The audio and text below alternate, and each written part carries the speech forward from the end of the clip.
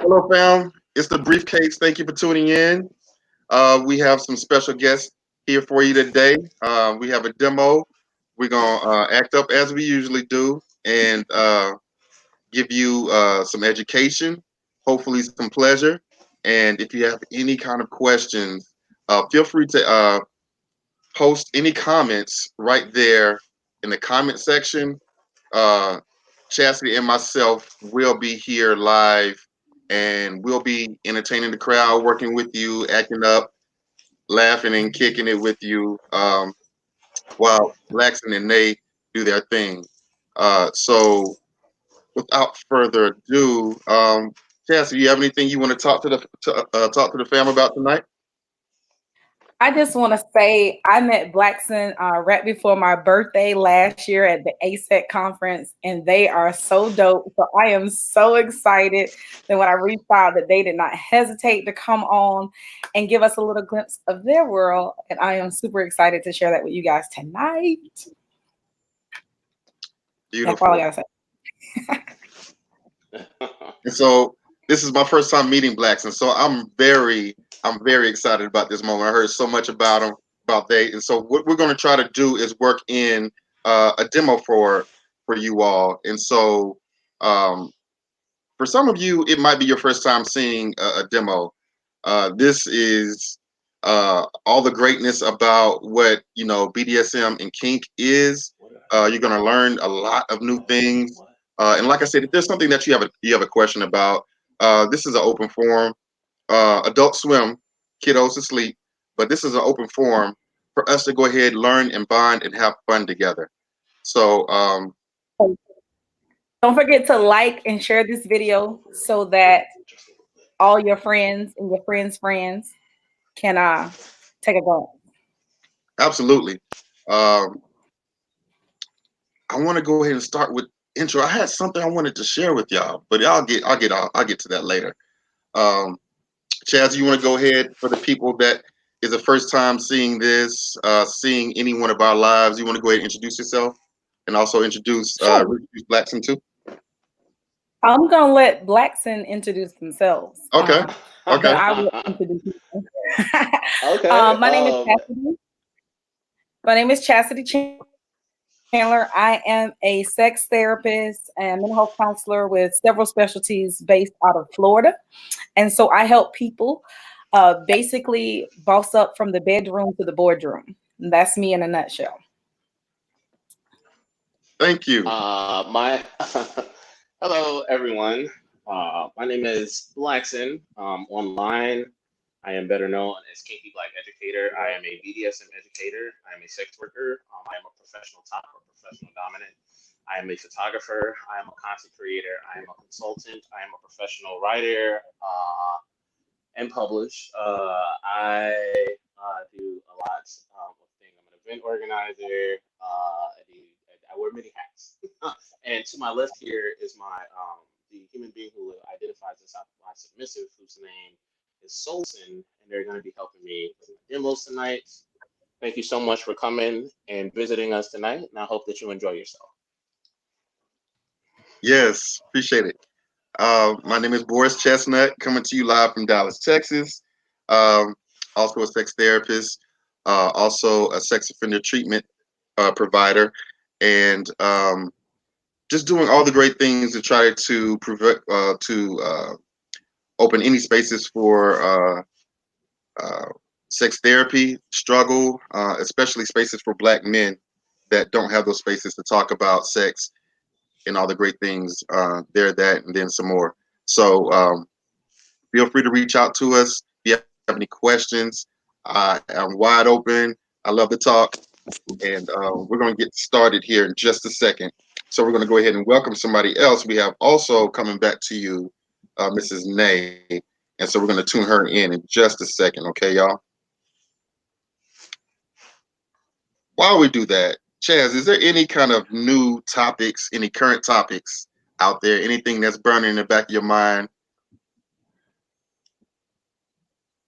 So, you know me, I like to support my fellow sexperts. So I buy their programs, I take their trainings, I read their blogs, I pay attention to their social media. And so shout out to Sex with Ashley. So Sex with Ashley had shared that a woman was snorting her man's semen. And that, even as a sex therapist, was the first. So I just like to say, you know, we always say don't yuck I always say don't yuck someone else's yum. Just because you don't like it and you're not into it doesn't mean that they won't be. But I found that one to be very interesting. There was a whole process that she like took it through being dried and then grinding it and like snorting. I mean, it was a whole thing. And so I just thought that was really interesting. I mean, we know that there are lots of health benefits, right, to semen and all of those things. But I think snorting it takes it to a whole nother level. As a substance abuse professional, I mean, that's interesting to me. But yeah, so that was all. That was like the most current thing. And then, you know, Ashley also dropped somebody blogged in or something about having pity sex with their father-in-law and that whole thing. I thought that was pretty wild. But, you know, I'm just saying, go out, support your fellow colleagues, your sex experts. They got all kinds of classes. I'm taking Ashley's cunnilingus class on Thursday. I took Goody's Rideology. So if you are a sex expert or out in the field and you got a training or a class coming up, I'm all about being there, support, and who knows, maybe I'll learn something. So they say you learn something new every day. I did not know that you could snort semen. We're supposed to link up on the cunnilingus class too. And we're gonna broadcast that to the world. Oh, we are. We're doing that at the retreat in Jamaica, but I got you. Okay. We're gonna set that up. Well, we got Nae here, so want to say welcome and love. If you don't mind introducing yourself to some of the people that you see us next time. Hello. Hi. All right. HonestlyNae, Shanae Adams is my government name. HonestlyNae is a sexuality education and consultation business, which means that I do a lot of different kind of programs and workshops and stuff in the community that are all sexuality related. And I also do a variety of kink and BDSM classes that are. What happened? Good. Okay. Little feedback. We're good. Okay. I do a variety of different education classes in the community, and I also do a lot of kink and BDSM classes in the community. One thing you'll notice about me, so that's HonestlyNae, and then I am also a therapist. I work a lot with sex and trauma. I'm kink knowledgeable and a kinkster myself. I work a lot with traditional and non-traditional relationships. I do a lot of tantric and manifestation intentional work. And then also, if you see me with the crown on, then you know that I'm in kink mode, because then I become Sire, which is my dom personality. Sire is a sensual vampire, which means that I'm all about doing things that are going to prolong your life and doing things that'll give you all the different feel good and maybe some not feel good sensations. But being the sensual dom I am, I'm all about being comfortable and being soft and cushiony. But the sadist in me is going to make you earn that comfort first. Earn it. All right. Without further ado, we're going to go ahead and light up some of these comments and see what kind of questions we have before we get into everything. And we'll just go ahead and get the show on the road. Let's see what somebody's asked so far. Just a lot of greetings, a lot of love, outpouring. And Blaksyn is my buddy. Hey, friend. Hey, friend. How you doing? Shout out to all the sex experts on with us right now. We got Dr. Monica Lynn, who has also been a guest when we do yes, when we do the polyamory and consensual non-monogamy. We got my girl Chanel Jolie is on. We got Dr. Shamara is on. Hey, appreciate you guys coming. Hey.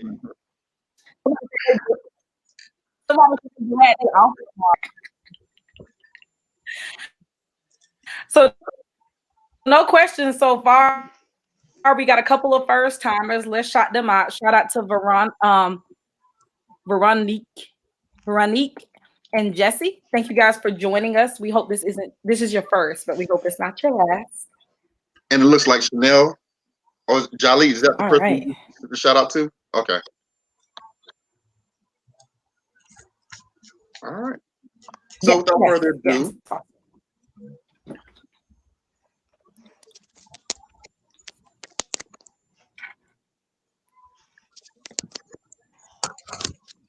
let's go ahead and lean into this.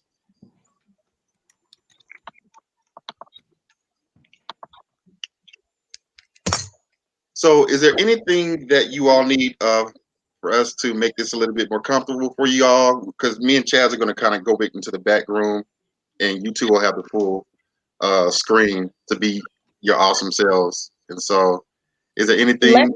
Let's give it a welcome first, Okay. and then we'll bring Nae out as well. Sure. Is that cool, Nae? Yes, I'm gonna say. I'm asking Nae. What's happening now? We're just gonna go. We're gonna you're gonna go first, and then Nae, and then we're gonna entertain everybody who's in the comments. So. Oh yes. I thought I would like to converse with Nae a little bit. Okay. This is actually pretty monumental for us because this is the first time that we're like working together in a space like this. So I think it'd be nice. I mean, this is y'all's Let's thing. do it. I think it'd be nice. Right? Oh, no.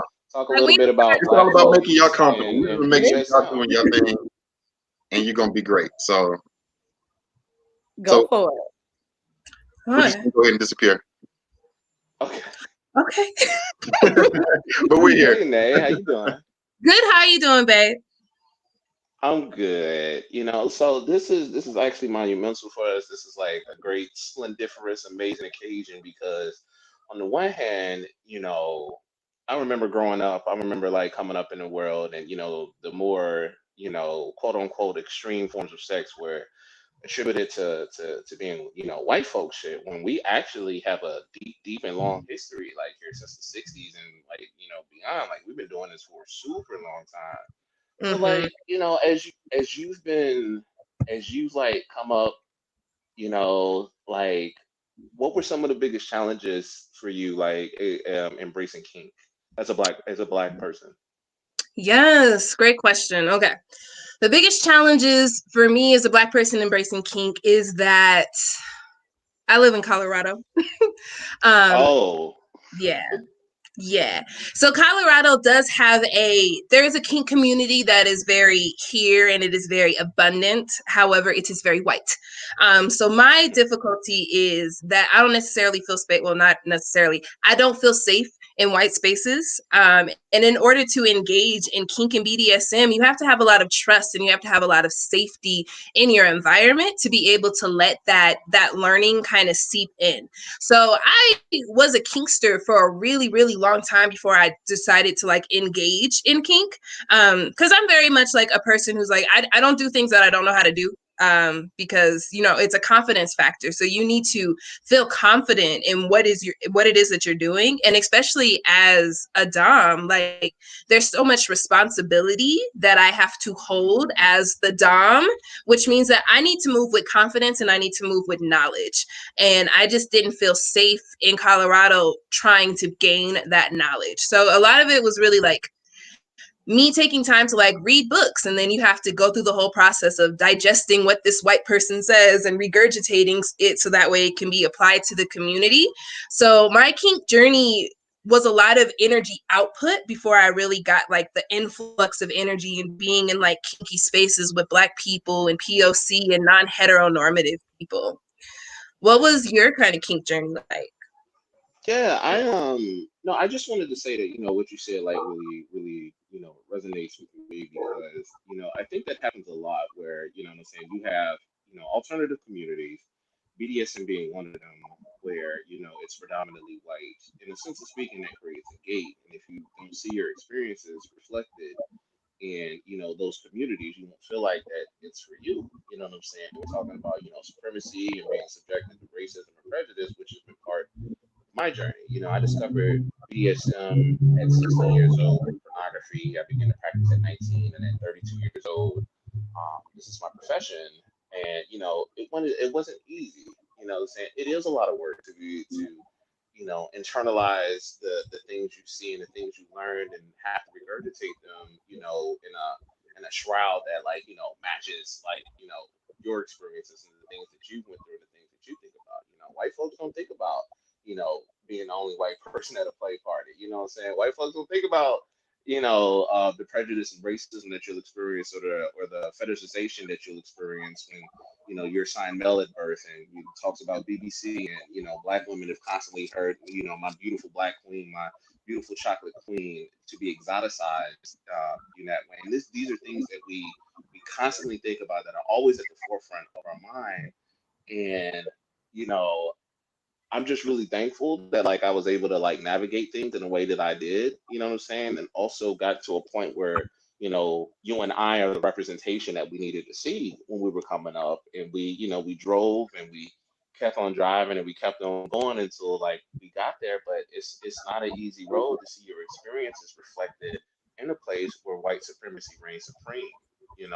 We're just now undoing so much of we're just not undoing so much of that. And it was not an easy task. And Black folks' sexuality, religious indoctrination, the history of conservatism, and Black and POC communities have constantly kept us from these things.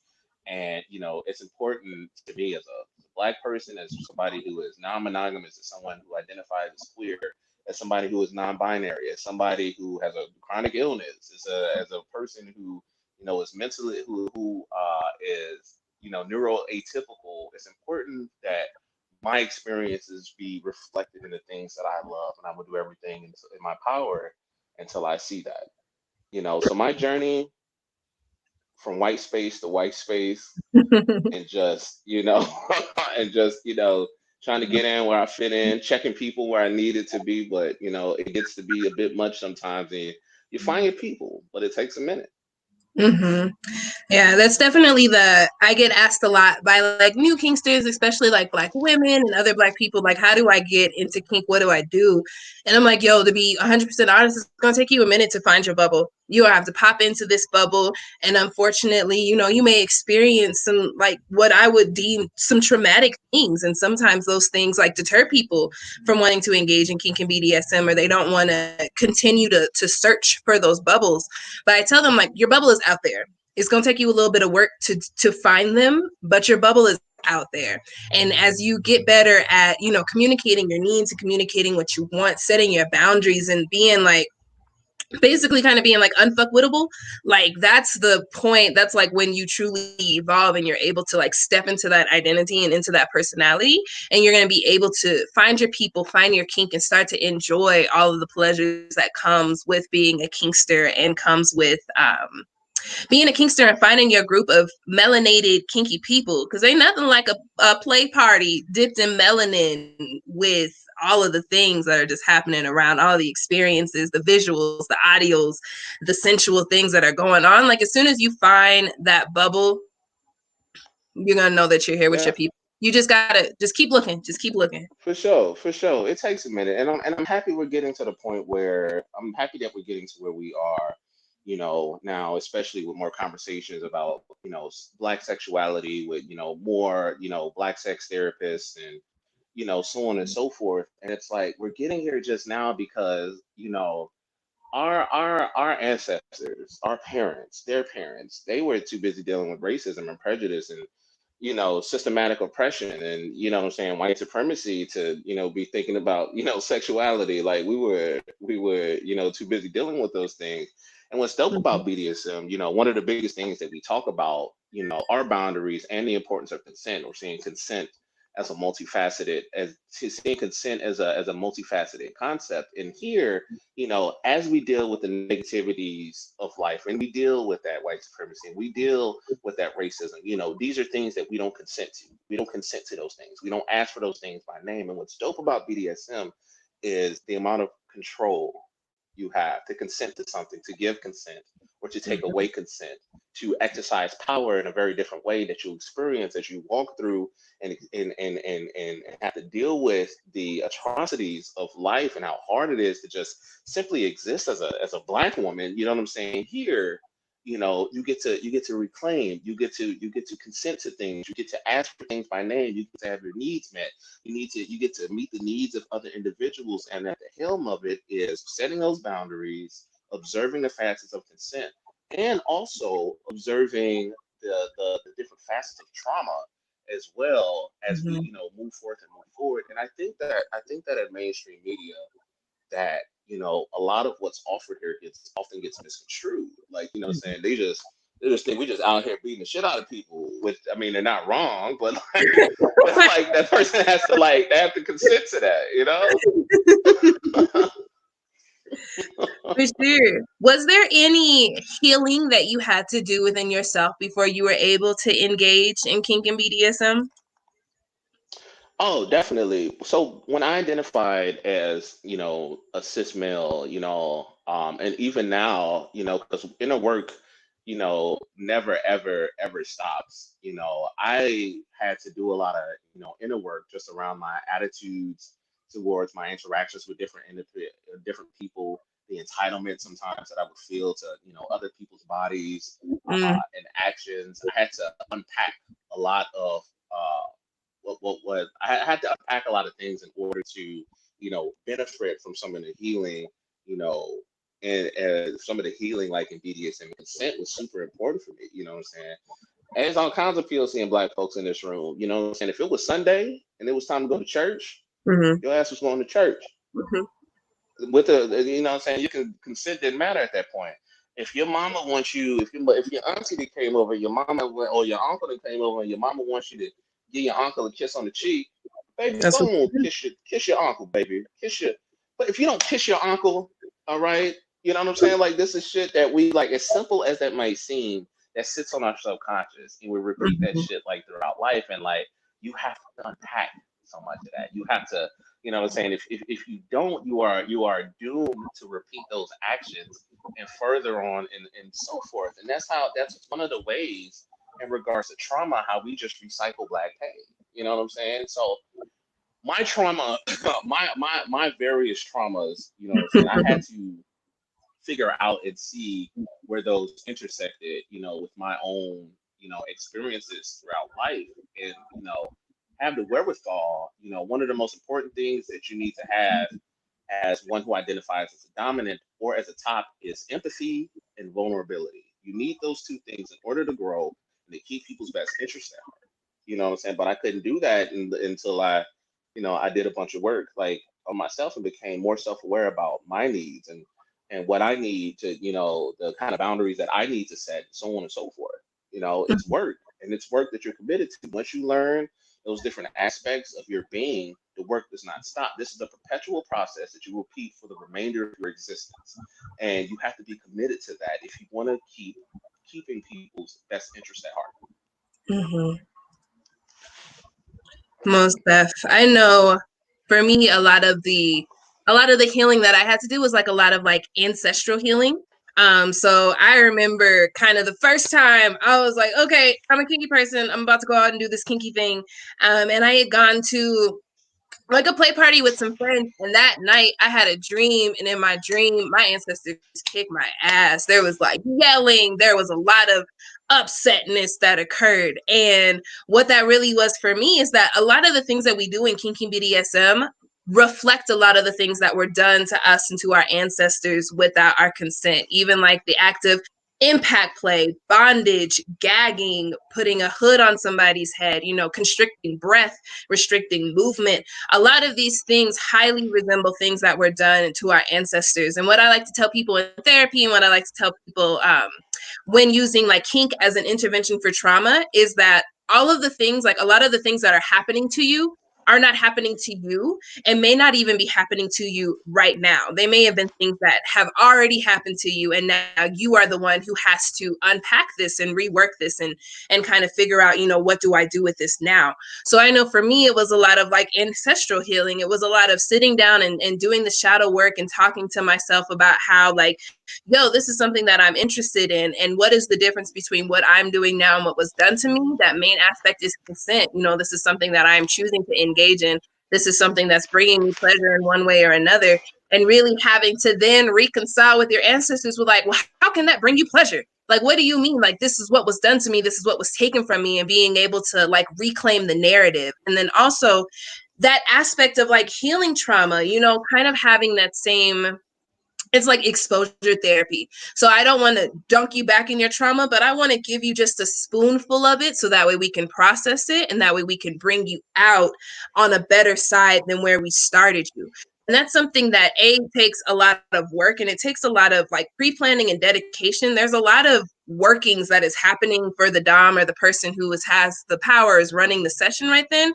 There's a lot of workings that people don't consider. They just want to like, yo, I just want to slap somebody, and I want to tie somebody up, and I want to touch somebody. And it's like, okay, those are like that's the tip of the iceberg. There's so much more that's happening under the surface when we engage in that.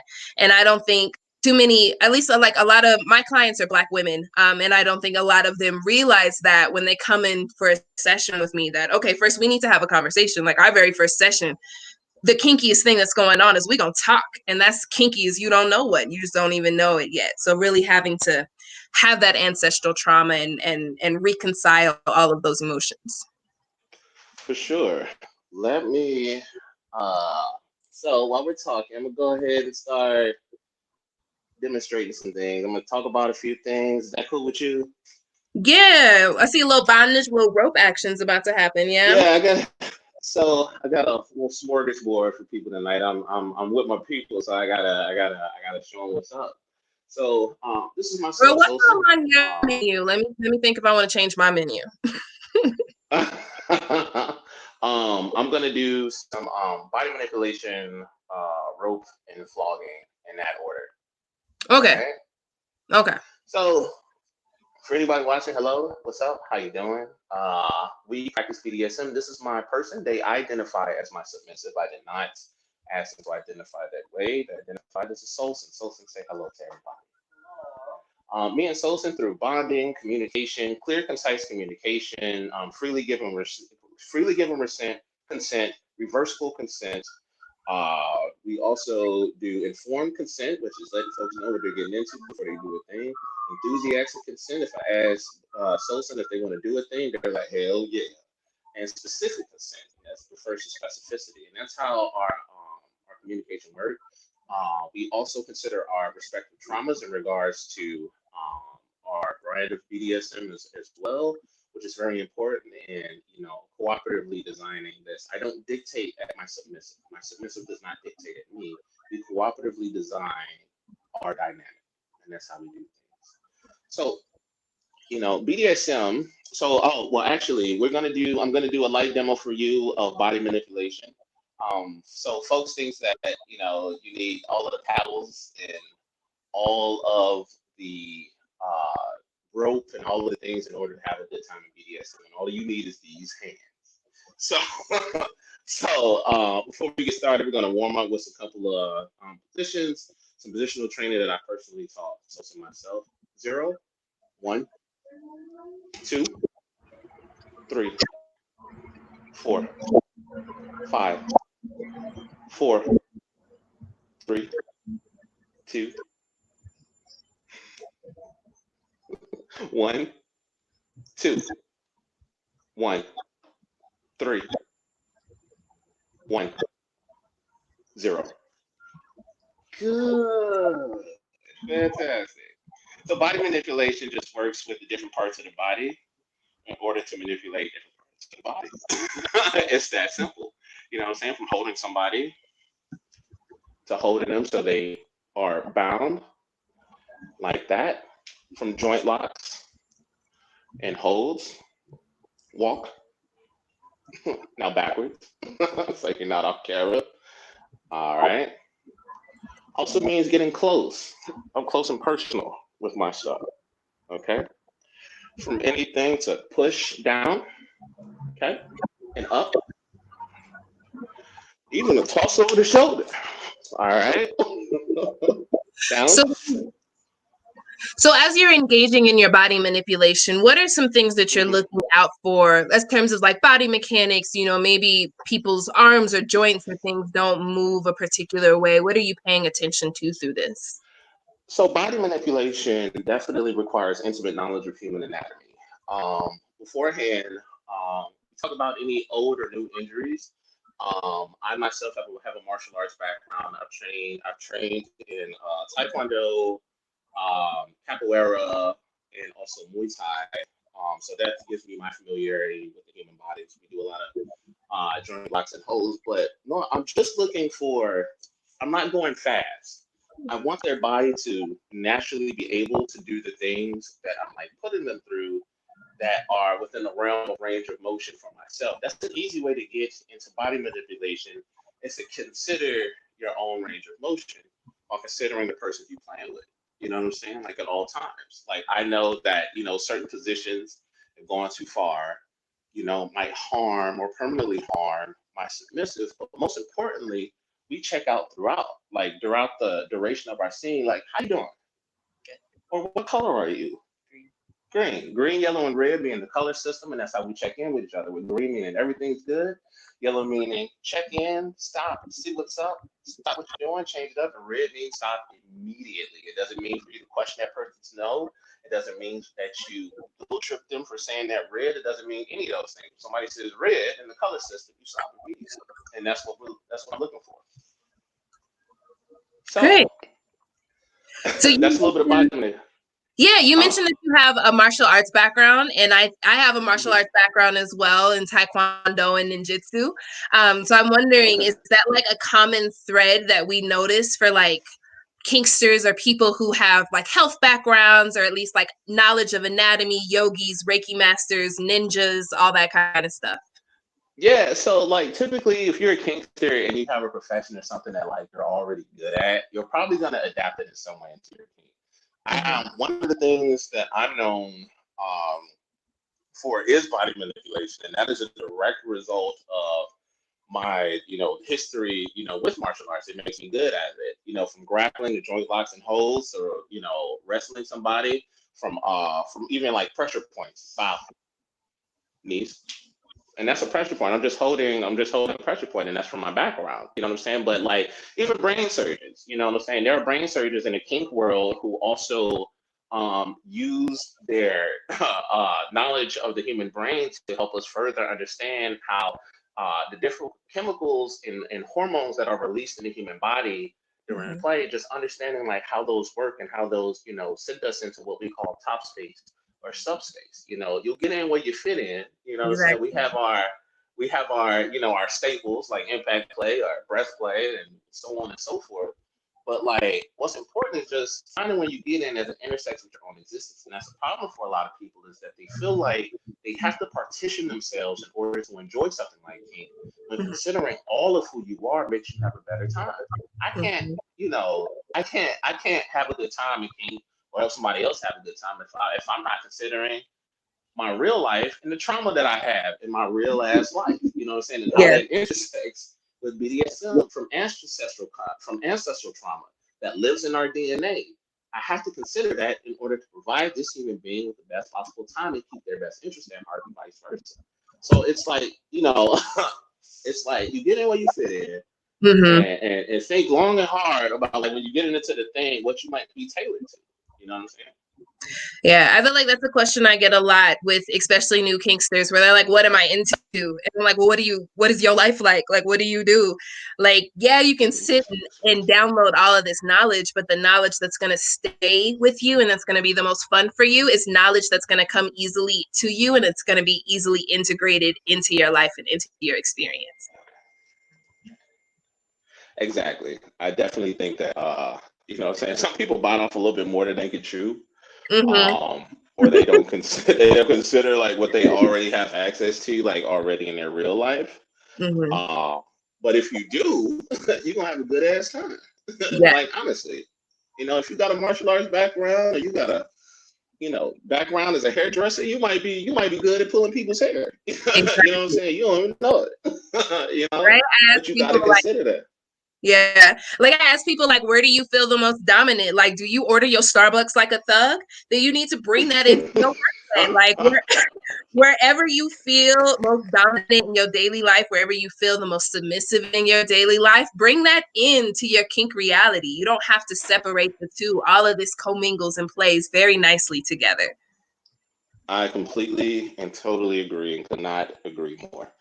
Um, yeah, it's considering that just makes us like better kinksters. Like you've heard me, you've seen me like on the gram as a kid say talk about how important it is to, consider our whole ass selves. You know what I'm saying? Like embody that shit.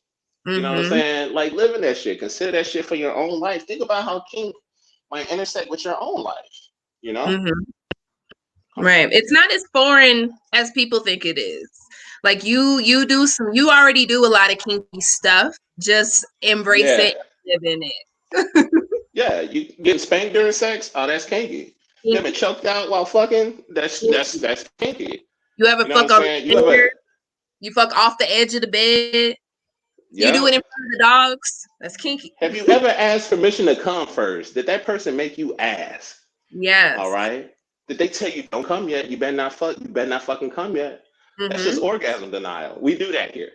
Edge play all day. Edge play all day. Edge play all day, every day. Hey. So, right now I'm getting some rope prepared for y'all. Now what we call in BDSM, you see a lot of rope. I'll tell you now that this is something you commit to. This ain't something that you about to just learn in a few months if you want to like get good at it. This ain't a weekend endeavor. Exactly. We have our Japanese friends to thank for rope. It started as a Japanese martial art called Hojujutsu, and now we call it by a few names. They have a couple different meanings. I won't get into all of that, but mainly you hear the word shibari or kanbaku. But it's very important that we, remember where its origins came from in order to, honor those that came before us and the gift that we have from another person's culture. And also in kind of acknowledging where it came from, I think it's important, especially as people who were colonized, that we talk about the fact that Hojujutsu was created through the colonization of Asia by Japan. So this martial arts was practiced on, their prisoners of war, and it was practiced on the countries that they went into when they colonized. So I know that for me, the ancestral healing portion of that is as a person who comes from people who were colonized, you're practicing this art that was developed on colonized people. So holding space and giving recognition and reconciliation to that is extremely important. But you are 100% correct. It's been chewed up and spit out so many different ways since it was first developed. Yeah, white folks just snatched this shit up and tried to make it for their own and started naming themselves Japanese names and shit. You know what I'm saying? Without any nods to where this shit came from. You know what I'm saying? You didn't just think this shit up. You know what I'm saying? Like, right. This is a whole ass, this is cultural. You know what I'm saying? This is from somebody's, homeland. And as a person of color, it's like I feel that. You know what I'm saying? Like I really feel that. And I want more people to like understand and respect that this ain't some shit just to do. You know what I'm saying? There's a lot of deep history here. Most definitely. Yes. Okay, so tell us, it looks like you're doing a chest harness. I saw Dr. Monica mention a single column tie. Actually, this is a reverse box tie. This is a reverse TK. So usually the arms go behind the back. But for the sake of this demonstration, I'm tying it in the front. And just finishing up some things. And I'll show you all what this looks like in just a second. How's everybody doing? I hope everybody's good.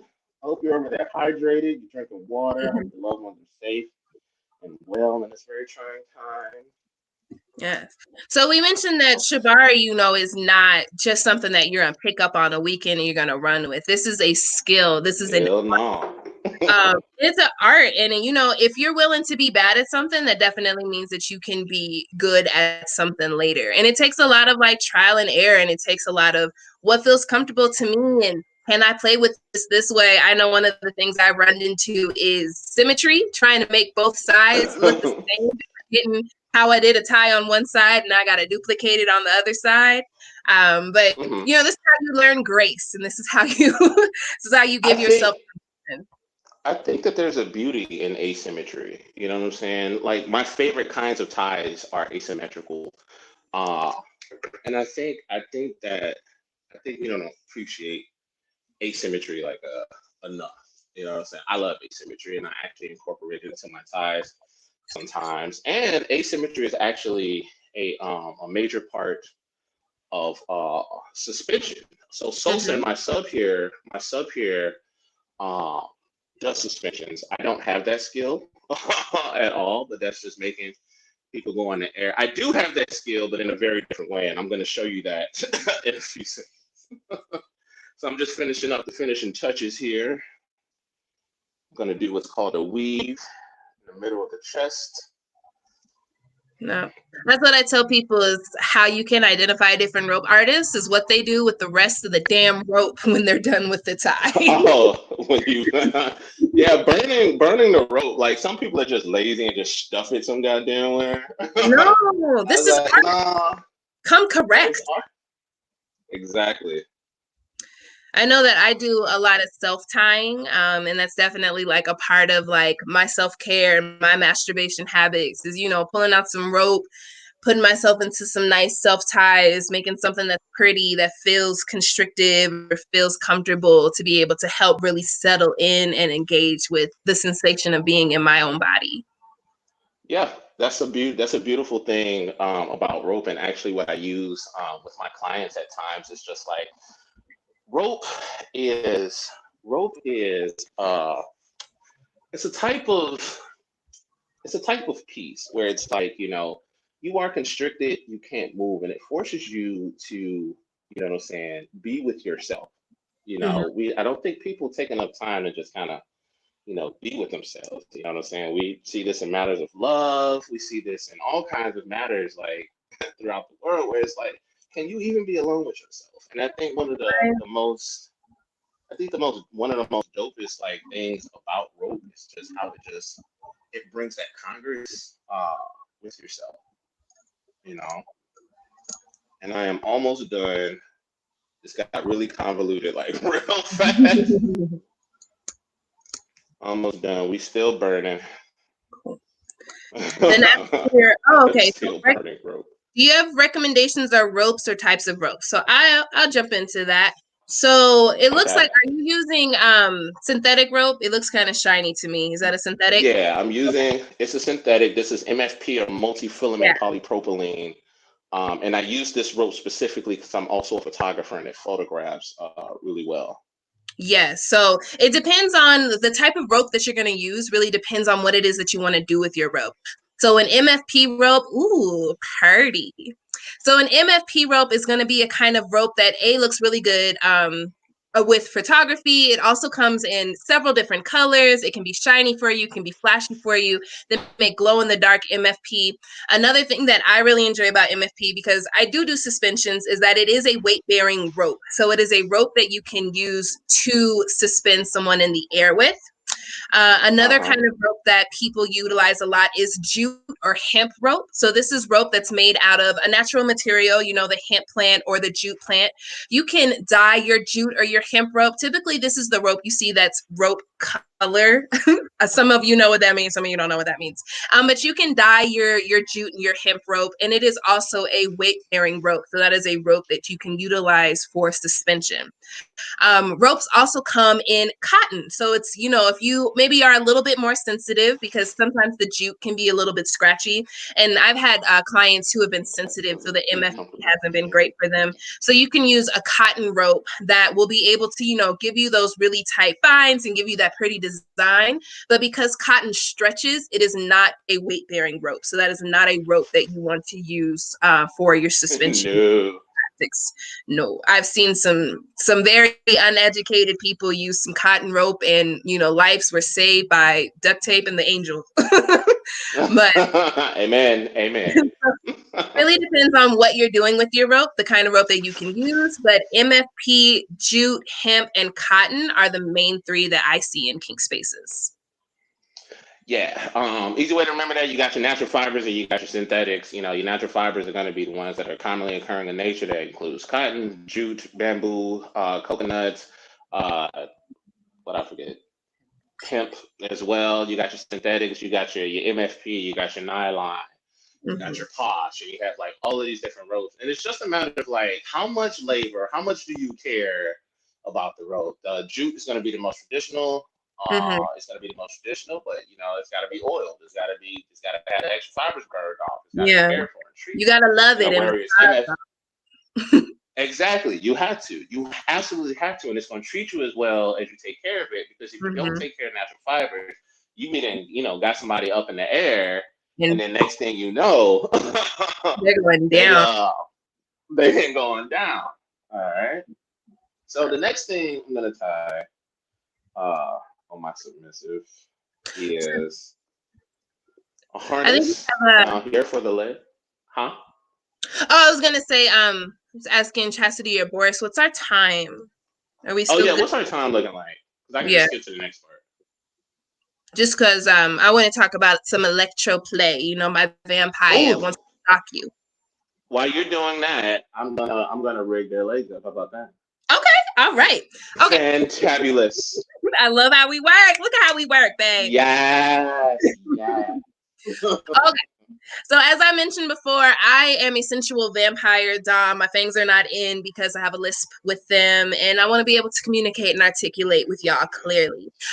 But vampirism or vampiristic domination really speaks to sensation play. And if you think about the fact that vampires live forever, I want to do things that are going to prolong your life. And one of the best tools that I know to use to do that is electroplay.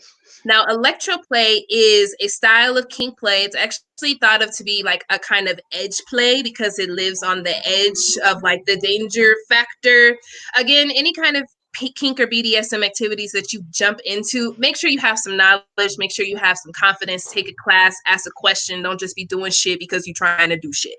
So electroplay is playing with electricity, and there's a variety of different tools that you can use when you're engaging with electricity.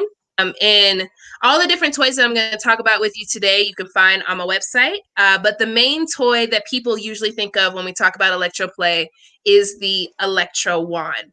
So this is the neon wand, and it comes with, in the package, it comes with 4 attachments that are made out of glass. So these are the 4 attachments that it comes with. And this is a similar tool that you see in like estheticians' offices to like generate or stimulate blood flow in the skin to bring that life-giving blood flow up into the skin. So like I said, vampires is trying to prolong your life. The people usually call this attachment the hot comb, and that's the one that I like to use. So this is plugged into the wall, and you want to have your sound up for this. But when you turn it on, you'll see the electricity glow, and you'll hear it.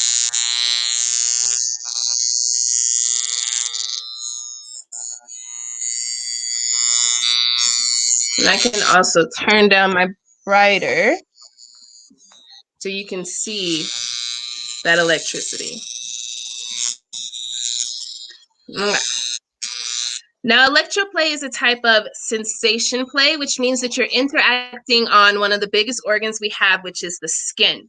Now, the 4 attachments that it comes with, I'm not going to say that, one attachment is better for others, but you want to think about the amount of area you're coming in contact with, and the amount of points of contact is going to, change the sensation that you have.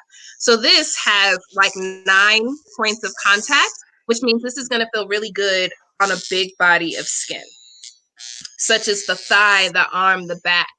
And when you're engaging in electroplay, there are levels to this. So you can turn it up. Right now, this is very low, but you can turn it up higher and higher, as high as you want it to be. And that's why you want to continue to communicate with your partner. So you always want to start with it on a very low setting. And then as you engage in your play, you'll check in and say, hey, is that too much? Is it not enough? Should I turn it up? How can I be of more service to you? Now, the single pinpoint, there's not anywhere where you can't put this toy. Again, you don't want to use it like in a tub of water because electricity, but you can use this, on the face, on the tongue, in the mouth. You can even put this into crevices, into orifices if you get consent. But again, you want to continue to do those check-ins to make sure that, you know, you're gauging the experience for your partner. Using that color check is definitely one of my favorite methods to do. And what I really love is how it sounds, and then also the visual that comes off of it as well. Like, you can even see. So there's literally electricity jumping out of the toy and making that contact with the body. And again, this is going to stimulate blood flow, and it's going to pull that blood flow up to the body to help with those regenerative and health stimulating properties. You can also use this as a form of torture play if that is your thing. You know, turn it up so that way it's just bearable. One of my favorite games to play is interrogation. So I'm going to ask you a bunch of questions while I shock you and see if you can answer my questions. And, you know, they're not even difficult questions. Like, how many sides to a triangle? That's wrong. I don't think you've got.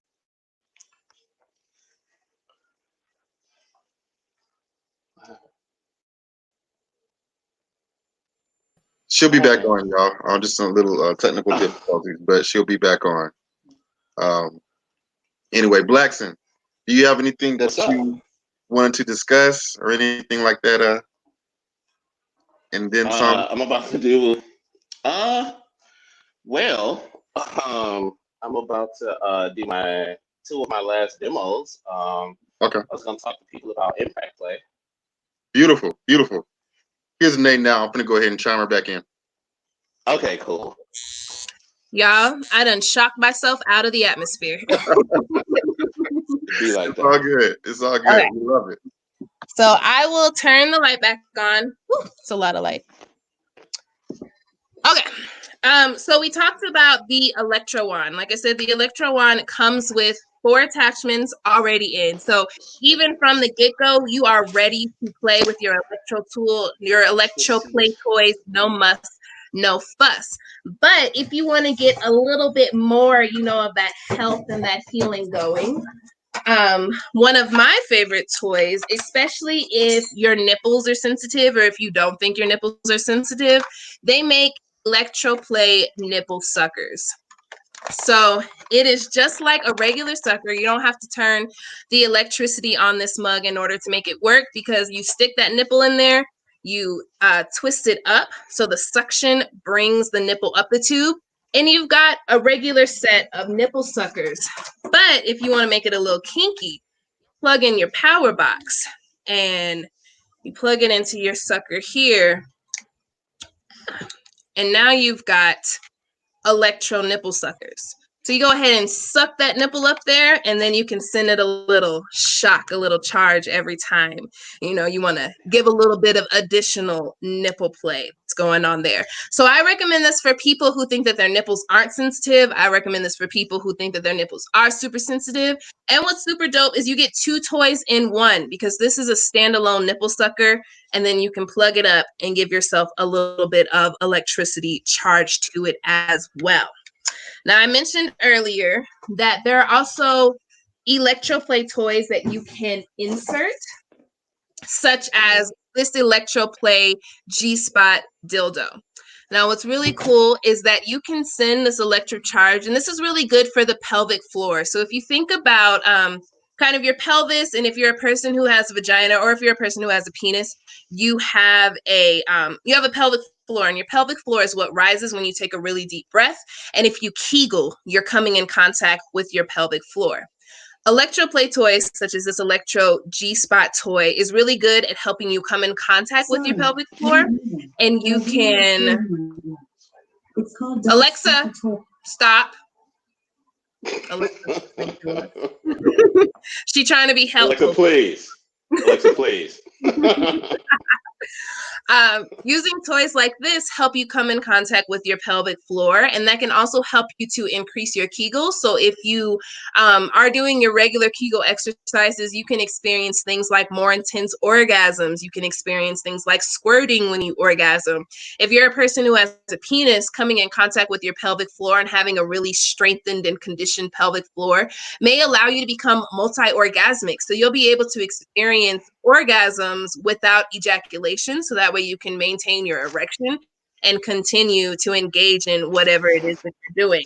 I also have, electro cock rings. If you're a person who likes to use cock rings or just want to engage in a little bit of cock and ball torture, you can use the electroplay cock ring and send that charge right to the base of the penis and also to the scrotum and the testicles to help engage in a little bit of kinky torture play that way as well as, electro butt plugs, all kinds of things you can do with electricity. So don't just stop at the wand, go forward and see what other things you can play with for sure.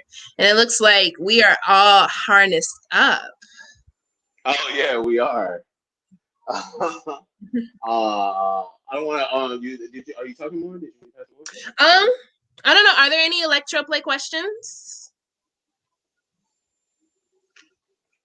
Like I said, this is one of my favorite kinks. This is definitely a lot of people come to me for. And what's really dope about electroplay is you can work this into other things.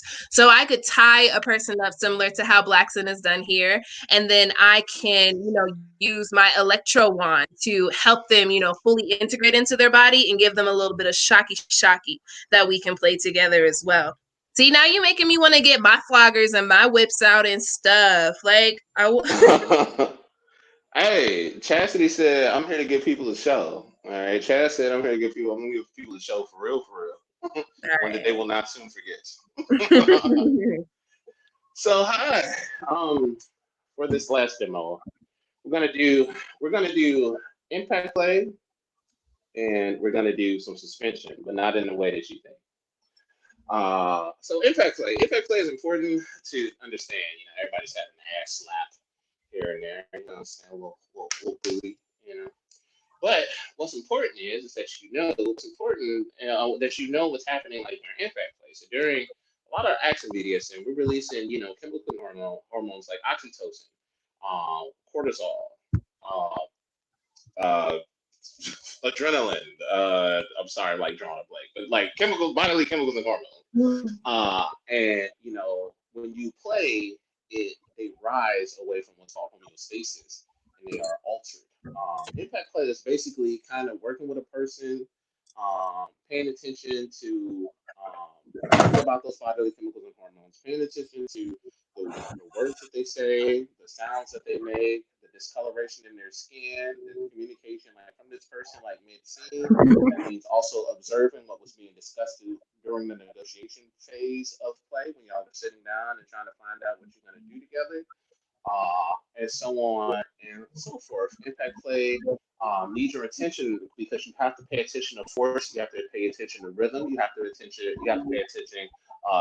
to pacing and so much more in order to provide a person with the best possible time.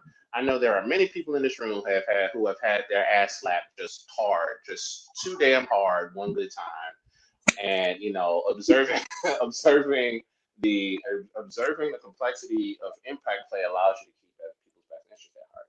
So how I got known, the first thing that gave me notoriety was impact play, and a specialized type of impact play with floggers. Floggers look like this. They just look like long ass mops. All right. I'm gonna do a flogging demo. Don't come for my flogging demo for you. And then after my flogging demo, we are going to do a type of suspension.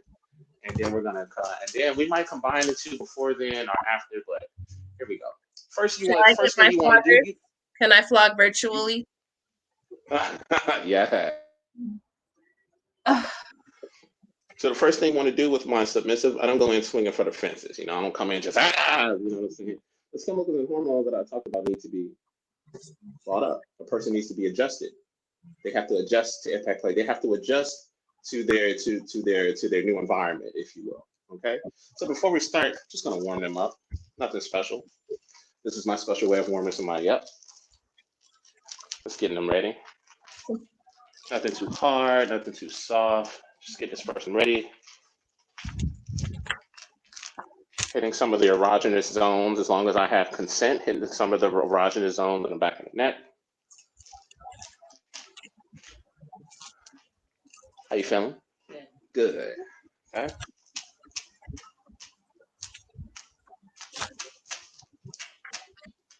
Well, I've been practicing that. What do you call it? First, that's like this is the half turn. Yes, the half turn. Yeah, this is a half turn. This is my own technique. This is my specialized technique called a half turn. Typically, we go on a figure 8 motion. Okay. And I'm hitting 1, 2, 1, 2, 1, 2. We count the number that we're hitting by the number of points that we hit. So 1, 2, 1, 2. A half turn turns that 1, 2 into 1, 2, 3. So it's 1, 2, 3, 1, 2, 1, 2, 1, 2, 1, 2, 1, 2. And I can place those strikes anywhere I please. There are different ways to hold your flogger. Right now, I'm holding my flogger like this. See if I can get a little bit of light on that. I'm holding my flogger like this at the end of my hand. You have grip like this. You have grip like this. You have grip that is more towards the top. You have a grip like this. You have grip like this, which I call joystick grip. And just a host of myriad of different types of ways to hold your flogger. All right. Now, what's important to also remember is that I'm paying attention to major muscle groups. That means the gluteus minimus and maximus. That means the trapezius. That means the rhomboids. That means quadriceps and so on and so forth. Again, we don't want to hit any sensitive spots. I'm not flogging them in the head. I'm not flogging them between their joints. I'm not flogging them in places that could potentially, temporarily, or permanently hurt them. All right? So again, just some regular flogging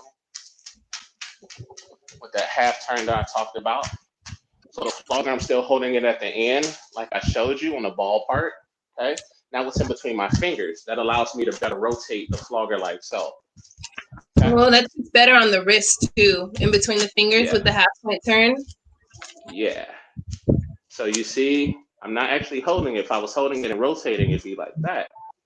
Mm-hmm. And then now we're going to joystick grip. And even in joystick grip, I can still do that half turn. What I like about joystick grip is the rotation that I get from the outside of my body. So here, just making it rotate or turning it in with the regular hand and doing that same motion on the inside of my body. How you strike, the angle at which you strike at also matters in terms of sensation that you're giving to somebody. So with my flogger, if I hit them towards the end, that's going to sting more. If I hit them with the tips, it's going to sting more. I typically hit a person with these parts. If I'm hitting them outside of that, it's a little bit more softer unless they are what we call a heavy bottom.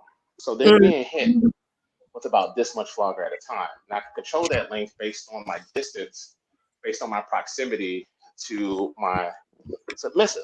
Now, new thing is using 2 floggers at once, as you see Nae doing. Okay, we call this Florentining. Florentining. So I know for me, like my wrists and my shoulders are bad from like years of fighting. What does your like warm-up routine look like before you jump into your flogging and doing stuff? My warm-up routine is to rotate the flogger all around my body. I'll show you. Step out of frame for a minute. So my warm-up routine for flogging typically looks like little ninja style real quick. Yeah. Like to just like wrap it around like parts of my body, you know what I'm saying? Give it a toss like one time. I practice stopping it so it doesn't rotate. So it doesn't rotate at all. I get the feel for the weight. In my hand, I switch hands. Take it, just kind of loosening up my forearm and wrist as well, switching hands. I know I got a lot of like wrist rotations that I like to do. I like to kind of warm up my shoulders separately and do those good stretches and pop everything back into place where I need it to be. Because if I don't do those warm-ups, like after a really good session, ooh, I will feel that in the morning. Yes. Yeah, I feel it all in here. I actually have a real permanent injury from an accident some years back. You can kind of see that.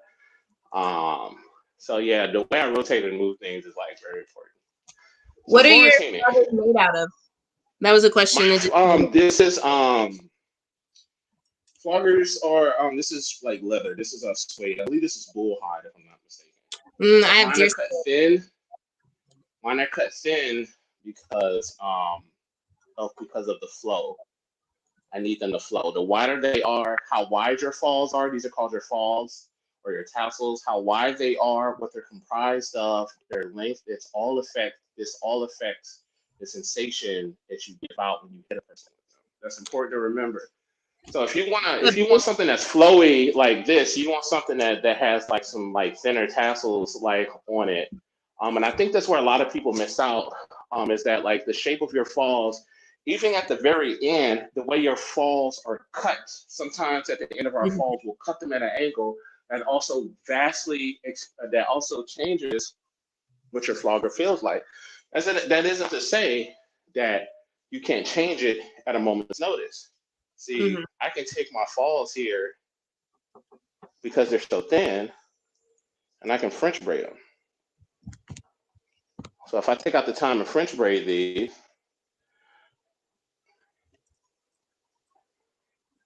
and I put something like a band of some sort, which I don't have right now, but if I French braided this like all the way and did this all the way around my flogger, it would vastly change like how it feels. So you got options. And that's to, impact play toys usually come in 2 flavors, and that is slutty and stingy. And the heavier kind of what I found is like the heavier material that your tails are made out of. Like you said, you have bull skin, mine are deer skin. So they're a lot more. Oh, that's gonna be soft. They're super soft. But if you get that flick of the wrist, that sting really comes through. So well, you can control, like most floggers can do both. So for instance, these to the untrained eye, or like to a person who doesn't use floggers a lot, this is gonna be stingy based on how it looks and everything, right? But watch this. So I'm doing impact play. That's all stingy. All of that, what I'm doing right now, that's stingy. What if I threw my flogger like that? Can you hear the sound difference? Like if I, you know what I'm saying, and like making the flogger punch that person instead. Even with a flogger like this, if I turn my toy over, I have another toy. That's all thud. I got a whole nother toy in my handle. You know what I'm saying? Another trick, if I wanted to do impact play with a different part of my body, I can take my flogger, bunch it up, put it on a muscle part like their arm, and I'm gonna hit that. And that's another way to like use your flogger. I can choke my submissive out with my flogger. I can do breath play with my flogger.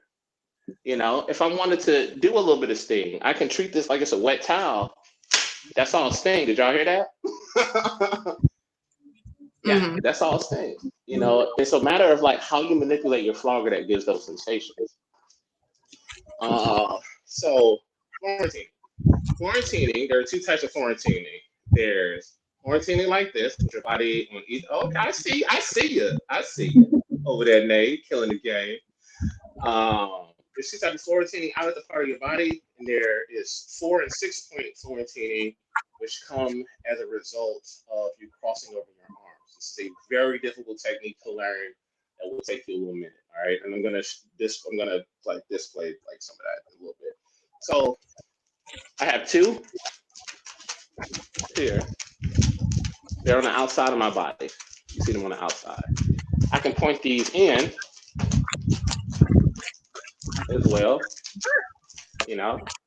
I can let them hit on different parts of the body, one on the back, one on the booty. Okay.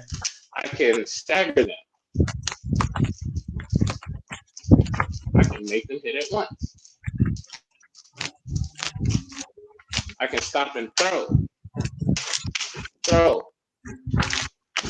Next technique I'm gonna show you is a little advanced, but it's called intentional wrapping. Face. Like here, wrapping around the thigh in the front to cause sting. Wrapping around the front of the body to hit the front of the chest as well. All right. So you got options with it. From where you hold it. And this is on a flat plane or a vertical plane at the same time and more, right? So now what we also have is we also have crossbody. I'll show you 4-point. Now the reason why it's 4-point because it hits 4 different times before it returns back to its original position. So I'll hit 1, 2, 3, 4, and then I'll go back to 1 when I end on this arm. So it's 1, 2, 3, 4, and I'm back here again. So 1, 2, 3, 4, and I have to start over again with this arm. My right arm is what started the 4-point quarantining. 1, 2, 3, 4. That's it. So 1, 2, 3, 4. 1, 2, 3, 4. 1, 2, 3, 4. 1, 2, 3, 4. 1, 2, 3, 4. 1, 2, 3, 4. 1. Now, after 4, we have 6. All right. So I could make it go to 5, but I wanted to have options. I wanted to have options because to give people an experience. Flogging is boring to a lot of people. And I was like, well, I don't think flogging is boring. So at first I showed you the half turn. 1, 2, 3, 1, 2, 3. We have 4. 1, 2, 3, 4. 1, 2, 3, 4. 1, 2, 3, 4. If I went 5, 1, 2, 3, 4, 5, I would be hitting at a different part of the body. But now we're crossing all the way over. So 1, 2, 3, 4 looks like this. 6 looks like this. 1, 2, 3, 4, 5, 6. 1, 2, 3, 4, 5, 6. 1, 2, 3, 4, 5, 6. 1, 2, 3, 4, 5, 6. 1, 2, 3, 4, 5. So 1, 2, 3, 4, 5. 1, 2, 3, 4, 5, 6. 1, 2, 3, 4, 5, 6. 1, 2, 3, 4, 5, 6. 1, 2, 3, 4, 5, 6. 1. And every single time I get back to 1, I'm returning to my original position. So 1, 2, 3, 4, 5, 6. 1, 2, 3, 4, 5, 6. Okay? 1, 2, 3, 4, 5, 6.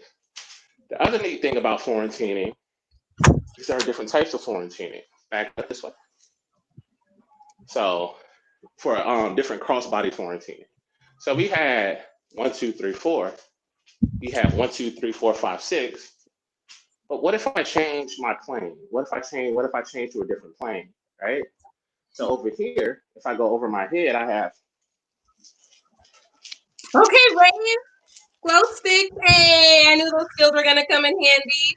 My little high school emo era. Get it. Hey. And then that was a little Florentine lesson for you. My last thing that I'll do, I'll show you suspension. I told y'all that I was gonna do some rope suspension, right? You ready?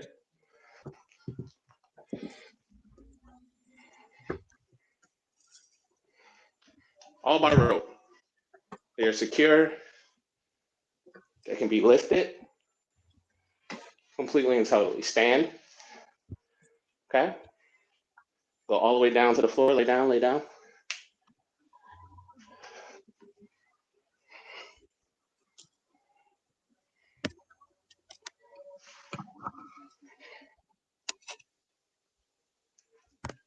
Stand. And thank you.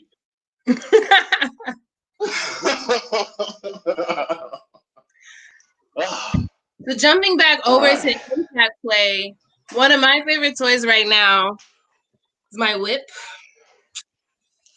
You use a whip. Oh, you got a whip? What's it made out of? Deerskin. It's soft too. You know, I like soft. I'm comfortable, you know. I feel you. What's yours made out of? Yeah. Deerskin. Deerskin. Yeah, that's the way it's supposed to be. Y'all hear that snap? Yeah, whips are a lot of fun. Or dragon tails, as they're more commonly known. These types here. I'm starting working you. Yeah, let me see if I have enough room to hold on. That's what I'm doing too. I'm like, do I have enough space to crack this?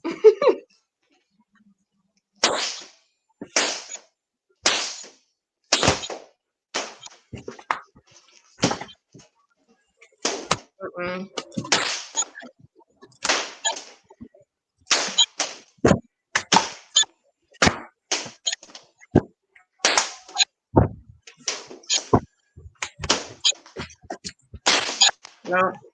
I'm messing around and knock something over. You need enough space to crack your whip, people. Lesson number 1. Always have enough space. Remind me to teach you a technique for a tight space. What I was just doing was that technique. Remind me to teach you that the next time we are at a convention together. Okay, babe. Where did my towel go? Well, I got nothing else. I will take questions if you're ready. Yes, let's talk questions. Yeah, I'm not. My screen is far away from me.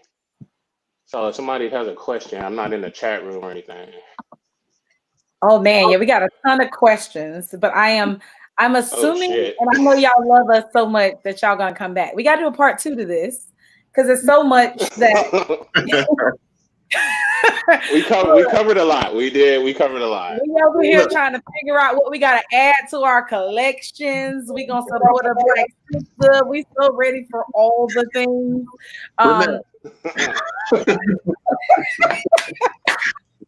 Chill out. You all right? So we definitely got a lot of first timers. For the first timers, that's a lot of first timers feeling a kind of way, huh? Yeah, the first timers. This is the Briefcase. We all things sex education, sex therapy. This is a sex positive environment. We want to make sure we hold the space for those to both learn and to be able to explore, right? Education, exploration. Y'all seen the flyer. Y'all know what we all about. But we got a couple of questions, and I want to make sure we don't lose the questions. Obviously, this is one of those topics that y'all really, really, really like. So we got to make sure we do a part 2. Absolutely. Didn't drink all the wine. You drink all I'm empty too, babe. Bottles. It's done. It's done. And I just regular water. I had to jump straight from dinner on. I'm yelling right now. It's done. So we had a couple of questions. I want to make sure that we get the questions. I know one of the questions. Why are you still laughing? All right, so I'm still. I don't miss answer them. So Kelly R. Pointer asks, have you vloggers? Questions as well. So Vicky wants to know, ever time, what's your fastest time? Can you put it up? What did you say? Have you ever self-tied? And what's your fastest time? Let me. I got you. Hold on. The question was, have you ever timed yourself tying? And what was your fastest time? So have I ever timed myself tying? Yeah, I think so. Yeah, like have you ever timed yourself like a stopwatch type time? No, that would be irresponsible to the bottom. Because every experience, every bottom, every kind of rope, like everything is its own unique experience. I'm not looking to rush through my ties. If I did, that means something might be not secure. That means that if I get ready to photograph a model, that means that my rope will look messed up. So I always take your time. This is not something to try to rush through, because you can, this can kill somebody. You know what I'm saying? Every act within BDSM, I don't care what it is inherently with risk. There is risk involved in all that we do, and you must assume that there is risk at all times, no matter how benign something might seem. But no, never, ever. I would say kind of in that same vein. So I wouldn't say, I've ever done a stopwatch, but if you're doing a performance, if I have 16 beats of music in which I want to accomplish the thing, then I need to tie a tie that I know I can accomplish within this much time, just from a performance. So it's not necessarily like, how fast can I rig them? It's more like, you know, this is an art piece and I'm doing this for a performance. And I also know I only have so much time for the performance. So that's why being confident and being knowledgeable and being secure in your skills, that's where that really comes to place. Because I'm not going to tie something that I can't tie securely in the amount of time that I have. So it's not a race, it's not a competition, but as a performer, you know, you do have to keep in mind how long the performance is. And you also have to keep in mind when you do bondage that you only want to have, you know, that bottom, your submissive or your bottom, if there's any domination play, any power play in it, you only want to tie the body for a certain amount of time based on what you're doing. Because, you know, blood flow is a thing. Nerves need oxygen and energy is a thing. The kind of concentration of rope that you're putting in a given space, you still want that person to leave the same way they came in. So you have to pay attention to how long they've been in that bondage if you have like a whole body thing, or if there's a big thing you want to do, you have to keep in mind that, you know, at a certain point, these hands need to be free and these ankles need to be free. Can I do all I want to do while maintaining safety to the body? Yeah. So I think it's also very important to understand that this is just for like educational purposes, just for entertainment. This is not a training. You cannot go out and just start tying people up and slapping people. This is not what this is about. We will definitely post their links so you can actually reach out to them. They do coaching and training and all of that stuff. They can help you. Me and Blaksyn gonna write a workshop together for y'all. There you go, bam. Hey. You know what? How about we do that? Part 2 gonna be paid. We're gonna get y'all paid. Okay. We're gonna get y'all paid. It'll be all here. It'll be on Zoom. So if you a briefcaser, get ready. We're gonna get them paid, and it's gonna be up close and personal. They deserve that. They deserve that. For sure. Yeah, if folks want to like, you know, Cash App or Venmo, if they want to like tip, like that's also perfectly fine with me as well. But I'm easy to find on the internet. You're gonna send us your comment. I mean your info. Yeah, I'll send you all that. Yeah, and we'll post it. We'll do a whole separate post so you'll get all of their information because we want you to support them. But we got a couple more questions. Any tips for new subs? Yeah, you can take that one. I'll talk after you. Comfortable. Ask questions, and if you don't feel comfortable, tell them you don't feel comfortable, and ask questions that you don't even want the answer to. You know, ask them what their zodiac sign is. Ask for their natal chart to make sure that y'all are going to be compatible. But ask questions. You know, the main job of the submissive is that I need you to communicate to me. I don't know there's something wrong if you don't tell me something's wrong. And just because I open up the door, just because I'm doing all these check-ins, don't please me. You're pleasing me by being, you know, by giving me your power and your energy. I need you to actually articulate your experience to me. I need you to actually talk to me. So main tips is get comfortable with your communication. Know what it is that you want. Know who it is that you are. I get so tired of asking people, you know, people will say, hey, I'm a brat and I want to play with you. And I'll say, okay, what motivates you to be a brat? Why do you brat? And then they'll say, I don't know. That's for you to find out. Blocked. No, you need to do your own self-discovery. You need to do your own work. You need to tell me who you are and what it is that you want so I can create that experience for you. To the left of me. Sorry. I completely totally concur. I'm gonna say, actually, I'm gonna bring the camera closer for this because I need to talk to y'all.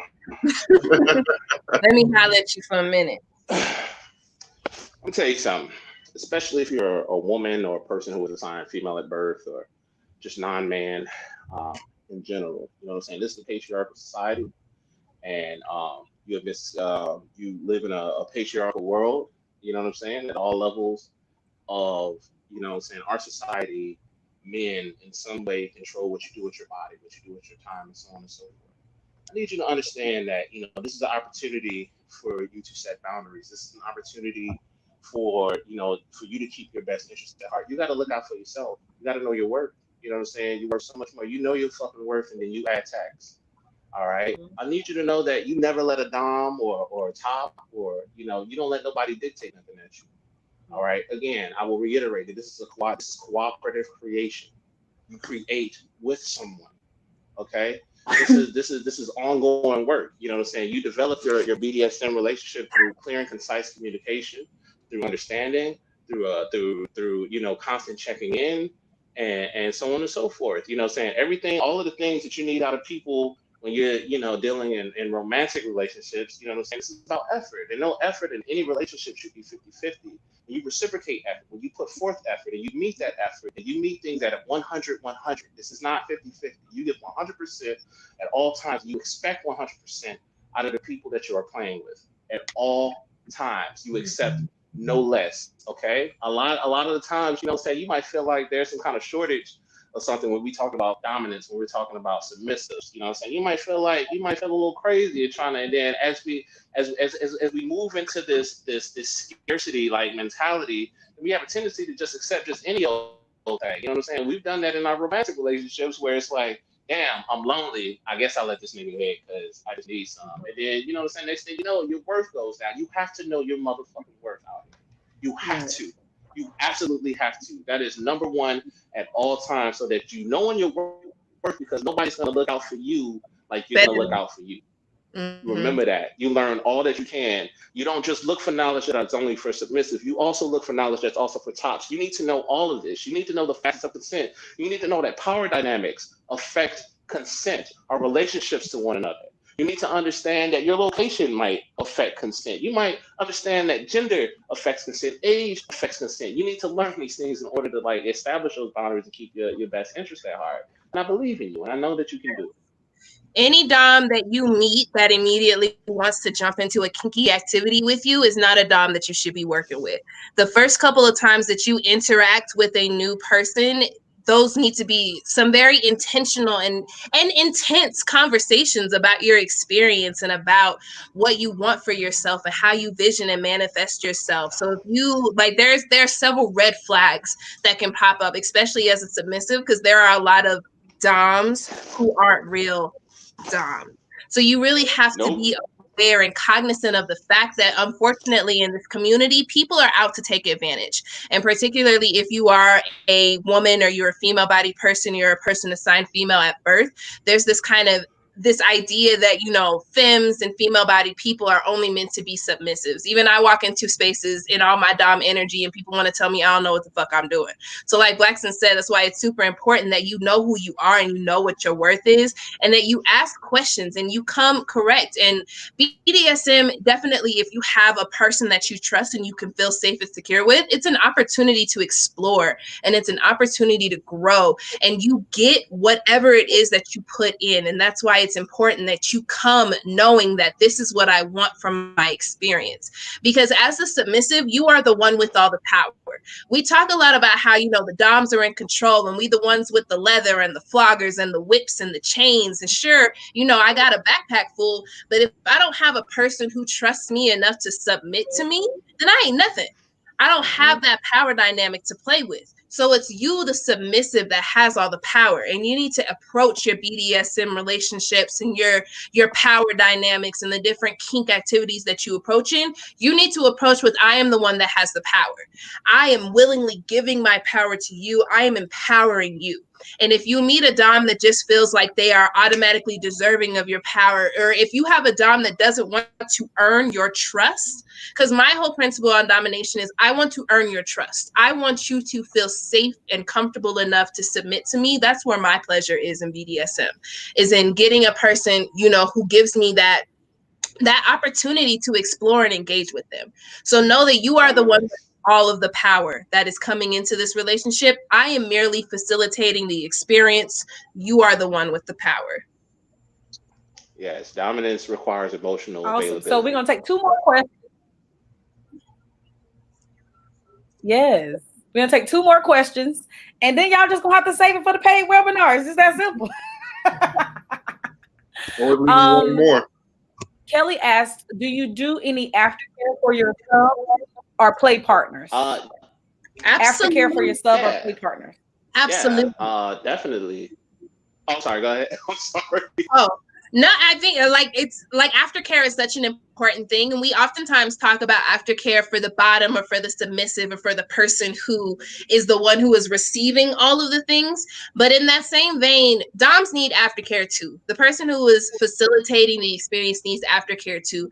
And aftercare looks different for different people. Again, this is why we engage in conversations as to, you know, after this intense experience, what do you need? Do you need a hug? Do you need some tea? Do you need a blunt? What do you need? Like, what can I get for you to help bring you back and ground you into this experience, kind of thing? And as a dom, that's an important conversation to have with yourself too. Like, what do I need to bring me back down to ground zero so I don't walk out into the world and expect people to lick my boots all day? And also, it's really about grounding and centering back to zero and sending someone out into the universe the same way or better than when they came into your space. Yeah, my motto as a top is that, you know, I want to leave you in better condition than when I found you. Aftercare, we have staples of aftercare, pulsing from cuddles to blankets to hydration. You always want to make sure you hydrate before and after sleep. You want to make sure that you eat before you sleep. But it's like after the scene, when you do that aftercare is a unique experience, and people have their own unique needs and wants as it goes for aftercare. So never assume what somebody's aftercare is. Always ask if a person needs aftercare. While we were quiet, I talked to my submissive and asked them if they needed any kind of aftercare while we were a little quiet. Let's check in. Even though we're doing demonstrations, I can still like check in about that, you know. And what it is that, you know, during play, we're altering those bodily chemicals and hormones. Like I said earlier, we are venturing outside of homeostasis, and as a result of those chemicals getting like moved around, a lot of things can happen. Like those scenes when it returns to normal, you might feel woozy, you might feel like drunk in a sense of speaking. You might have feelings of worthlessness. You might have all these different feelings that are inside of you.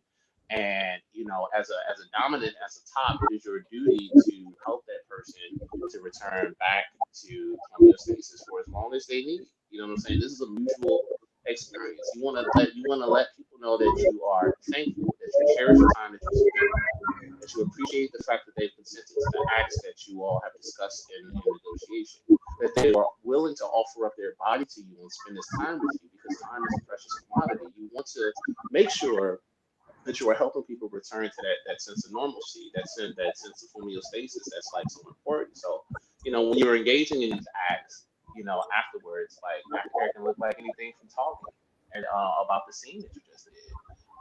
Aftercare can look like, you know, a blanket, because as a result of play, you might be a little chilly like afterwards. That's hydration.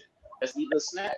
For those of you who like stuffed animals, you might need your favorite stuffed animal. But what's important is that you're asking and that you're trying to see what somebody needs, and that you're not trying to press on any assumptions on them. You're just, hey, we did the scene, even in negotiation before the scene even happened. What does aftercare look like for you? Please tell me what aftercare looks like for you, so I can provide you with the best possible experience. And also set your boundaries. I know, like, as a professional dom, you know, some people need like cuddles after they have like an intense experience. And depending on, you know, how comfortable I feel, that may not be something that I'm able to provide to you. So that's why it's super important to have a conversation of what you need afterwards before you engage in anything, because you don't want to find yourself at a loss when the scene is over. Awesome sauce. So we would be here all night because we like all engaged. Uh-oh. We'll just go ahead and a little choppy. Hold on. Sorry. And I know we could, but I want to be respectful of you guys' time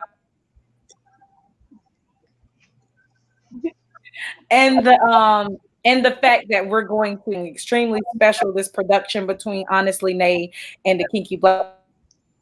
Have any additional questions or anything, you could definitely send them in to us. We're going to actually do a separate post probably tomorrow. We'll pin it at the top of our page. It will have Blaksyn's information so that you can get in touch with them, and it would also have HonestlyNae's information so you can get in touch with her. That way you guys can order, book, ask questions, do whatever. But as a fellow sexuality professional, I want you guys to understand that our knowledge is not free. I just want to put that out there. we had to spend a whole lot of, well, maybe not you, Blaksyn, but the other three of us that's on here, we spent a lot of money. I spent upwards of $7,000. I'm just saying. So you want to like for real, like these damn lights, like this shit costs money. Of that, these ain't free. Like good quality toys ain't free. Listen. So with that being said,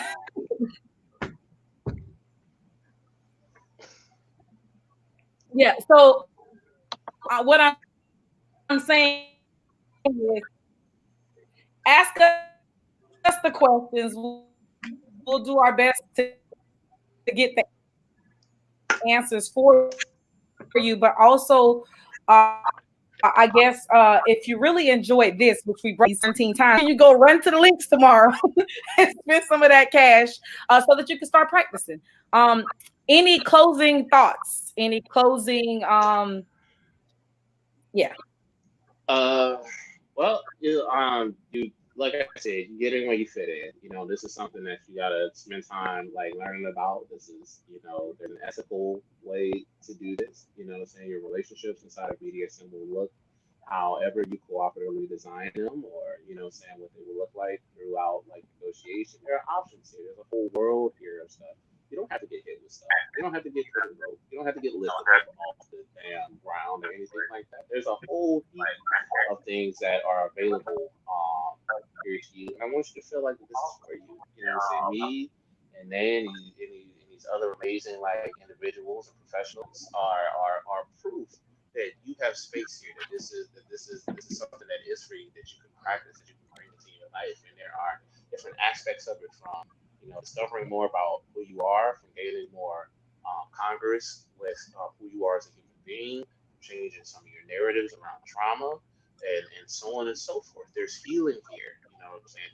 This can be a therapeutic experience. You know what I'm saying? This can be a way for you. This is that BDSM is the very basis of human desire. This is the very backbone of the things that like make us human. This is the depths of what drives you. You know what I'm saying? You can find all of that here. All right, and I want you to feel like this is for you, that you can do this as well. Other than that, I'm on Instagram at Kinky Black Educator. Definitely ditto. Like I said, your bubble is out there. Like I said, kink and BDSM ain't white people shit. It's our shit. You can do it too. We out here doing it. Come do it with us. And also, like, your people are out there. You got to put in a little work and a little effort to find them, but anything worth doing take a little bit of work. You can learn this, you can do this, you can do it safely, you can engage in fun with this. A lot of the kink interventions that I do, like, I fully believe kink is an intervention for trauma, and that's a lot of the work that I do is, working on those trauma narratives and helping people heal their experiences and becoming the sexual beings that you want to be. Like, kink is a vehicle to get to so many different destinations. The options are honestly limitless, and it all comes in finding a teacher and a person or a dom who you want to work with, whom you respect and who you trust and feel safe with. But your options are 100% limited or unlimited. And you can find me all over the internets and stuff. But we're going to post it so they know exactly where to go. Anything, Boris, Renell? Knowledge is pleasure. There was a lot of education given here today. Thank you, Blaksyn. Thank you, HonestlyNae. I need to go ahead and say that we need to go and have you back again. I don't know how many times. There is no limit. But I really enjoyed myself. I learned a lot as well. Also, for anybody tuning in to the Briefcase, we have our YouTube channel link on there as well. Click on it, subscribe, make sure we're great, and we have the many followers on our YouTube as well, just like we do on our Facebook. We just make it easy for you. Just get on our page, look at the link, click on it, and click subscribe. And that's all. Love you, fellas. Love you guys. They, them, everybody else outside. Love y'all too. Renell. Baby, I am so turned up. Y'all know I am the thug. I want a crown. I want bangs. I want a mask. I want a damn to be tied up. I want somebody to pick my big ass up. I am so turned up. I'm so excited to see somebody who look like me on this damn screen doing this shit. So I'm for everything. I'm for the paid. I'm for personal. Oh, we're gonna be in contact because it's about to be turned up in here. I'm excited. I'm excited. I am a vampire, Nae. I'm coming with you. Join my cousin. I am, baby. I'm gonna get the gold fangs. I'm gonna get the crown. I'm coming through. Blaksyn gonna tie my big ass up. Oh, I'm So I was gonna say something, but I just gotta ask you, Blaksyn, are you coming to Sex Down South? Yes, I am. Oh man. You already know what is gonna happen. We all about to be out there. It's the date in September. I got you. I got you. Sorry, I couldn't resist. So all I want to say is when we asked Blaksyn and Nae to come on, they did not hesitate. So I want to say thank you guys for supporting the show. Thank you guys for putting yourself out there. I really appreciate it. I've had the beautiful opportunity to meet both of these beautiful human beings in person last year, right before my birthday, and it's almost that time. So I'm excited that we're gonna do this webinar during Gemini season. So I'm gonna be very much there and very much lit and very much promoting this. Only thing I gotta say is it's great to be on the other side of things sometimes and being able to absorb. I've been texting Blaksyn all day, letting them know how excited I was about this. And so when the teacher becomes the student, it's a beautiful thing. And I love to learn. And so I just want to leave you guys with, you have the power to create and cultivate relationships that you desire. So I hope you're not limited. I hope you're not limited. Some vanilla, vanilla missionary. I mean, if you like vanilla, you like vanilla. It's okay to be vanilla, add a little sprinkle, but it's okay to be vanilla. I'm more of a strawberry, but you know what I mean. But anyways, I'm not gonna yuck nobody else's yum. I'm just simply saying, if you want to spice things up, there are professionals that can help and guide you and either point you in the direction. So I want to say thank you guys. Y'all been on with us for hours. And that's what we got. Yeah, 'tis the season, dreaded Prince. Gemini's in the house. All right, well, I gotta go do some stuff. So next time. Y'all be good. Be safe out there. See y'all soon. Thank you.